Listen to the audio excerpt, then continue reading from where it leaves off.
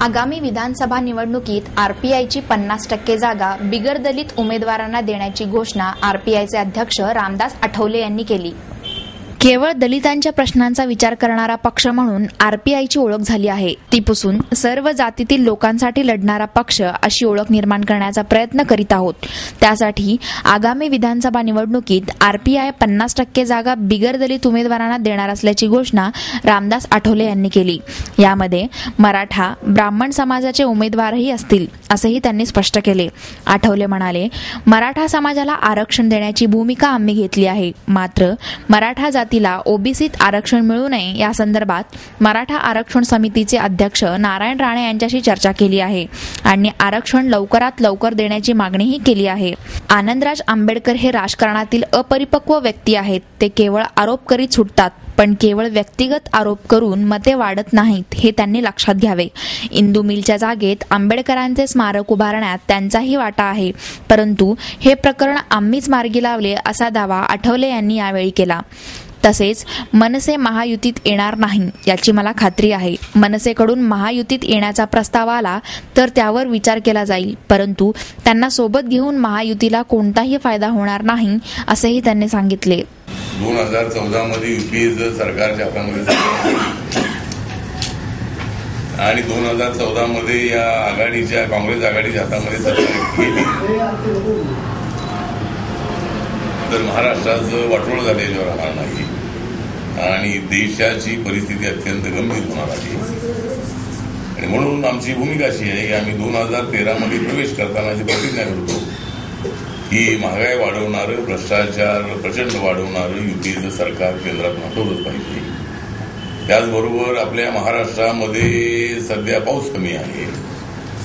आता पाऊस कमी आहे याला काही सरकार जबाबदार असं आमचं नाही आहे, परंतु पिण्याच्या पाण्याची अडचण आहे. जनावरांना पाणी मिळत नाही, शेतीला पाणी मिळत नाही. ऊस वाढलेले निकाल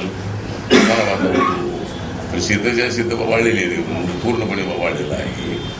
तर त्यामुळे आता ही परिस्थिती पुन्हा निर्माण झालेली आहे. तर ज्या काँग्रेसच्या हातामध्ये एवढी वर्ष सत्ता राहिली त्या काँग्रेसनी इरिगेशन वाढवण्यापेक्षा किंवा इरिगेशन किंवा राज्याची प्रॉपर्टी वाढवण्यापेक्षा स्वतःची प्रॉपर्टी मंत्र्यांनी वाढवण्याचा प्रयत्न केला. त्यांनी प्रॉपर्टी त्यांची असली पाहिजे, त्यांनी चांगले पैसे कमवले पाहिजे, परंतु फक्त स्वतःचीच प्रॉपर्टी कमवायची आणि आपल्या राज्याची प्रॉपर्टी कमवायची नाही. राज्य सध्या जवळजवळ 2.5 लाख करोड कर्जबाजारी आहे आणि त्यामुळं आम्ही महाराष्ट्रातल्या 11.5 कोटी जनतेला आवाहन करतो की 2014 मध्ये आपण महायुतीला सत्ता देऊन पहा. आम्ही महाराष्ट्रामधला भ्रष्टाचार संपुष्टात आणणं, महागाई, आता महागाई पूर्णपणे आमच्या हातात नसेल महाराष्ट्राच्या, परंतु तरीही इथल्या 11.5 कोटी जनतेला दिलासा देण्यासाठी, त्यांच्या प्रश्नांकडे विषयी लक्ष देण्यासाठी सगळा महाराष्ट्र पिंजून काढण्याचा आम्ही ठरवतो आहोत. सर्व जिल्ह्यामध्ये फिरू. अजितदादा ऊर्जा मंत्री असताना किंवा म्हणजे या राज्य सरकारने जाहीर केलं होतं की 12/12/12ला आम्ही महाराष्ट्र लोड शेडिंग मुक्त करू, परंतु महाराष्ट्र लोड शेडिंग मुक्त झालेला नाही आणि म्हणूनच आता काँग्रेस राष्ट्रवादी मुक्त महाराष्ट्र अशा पद्धतीचा प्रयत्न आम्हाला या येत्या निवडणुकीमध्ये करावा लागेल आणि आम्ही त्या पद्धतीनं प्रयत्न करतो आहोत.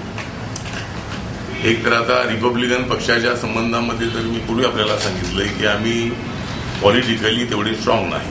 आम्ही सोशली आंदोलन करण्यामध्ये आम्ही आघाडीवर आहोत, परंतु निवडणुकीमध्ये यश मिळवण्यामध्ये आम्हाला काही तेवढं म्हणजे निवडणुकीमध्ये तेवढं यश मिळत नाही.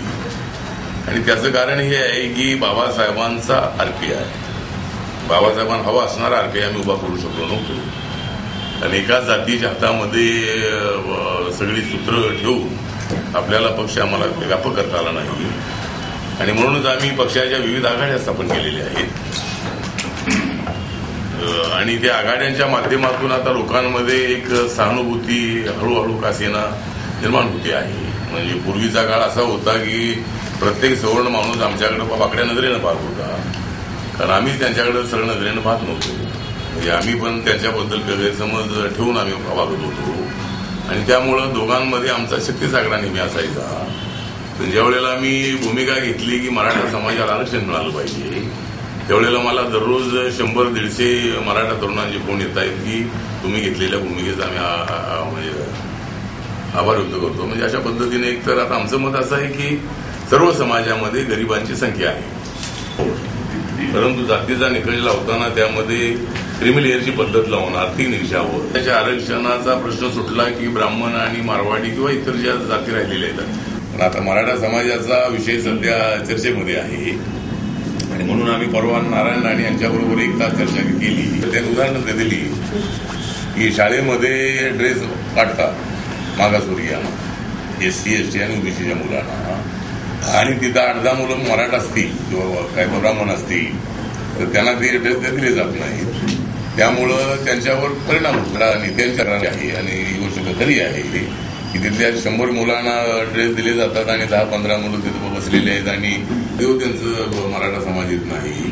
म्हणून आमची मागणी अशी आहे की मराठा समाजाला 25% मागणी त्यांची आहे. त्यामध्ये क्रिमिलेअरची पद्धत लावून, जशी मंडल कमिशनमध्ये क्रिमिलेअरची पद्धत लावलेली आहे.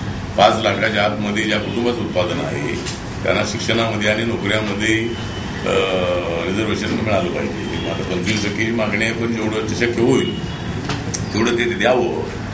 आणि कालच्या चर्चेमध्ये नारायणांना आम्ही ते सांगितलेलं आहे की जरी सुप्रीम कोर्टाने जरी आपलं मत व्यक्त केलेलं असलं 50%च्या पुढे जायचं नाही, रिझर्वेशन द्यायचं नाही, तरी सुप्रीम कोर्टाला काय तो अधिकार नाही, म्हणजे कायदा करण्याचा सुप्रीम कोर्टाला अधिकार नाही. त्यांनी मत मांडलं असेल, आपलं मत त्यांनी मांडलं असेल, परंतु विधिमंडळाला आणि पार्लमेंटला कायदा करण्याचा अधिकार आहे. कुणाला किती रिझर्वेशन द्यायचं, राज्यामध्ये किती आणि कुणाला द्यायचं, आणि केंद्रामध्ये किती आणि कुणाला द्यायचं, तो अधिकार केंद्र सरकार आणि पार्लमेंटचा आहे. राज्यामध्ये राज्य सरकार आणि विधिमंडळाचा आहे. म्हणून नारायण राणेंना आम्ही सांगितलंय की आपण आता चेअरमन झालेले आहात मराठा आरक्षण म्हणजे कमिटी नेमलेली आहे मुख्यमंत्र्यांनी, तर आपण लवकरात लवकर निर्णय घ्यावा अशी आमची आग्रही मागणी आहे.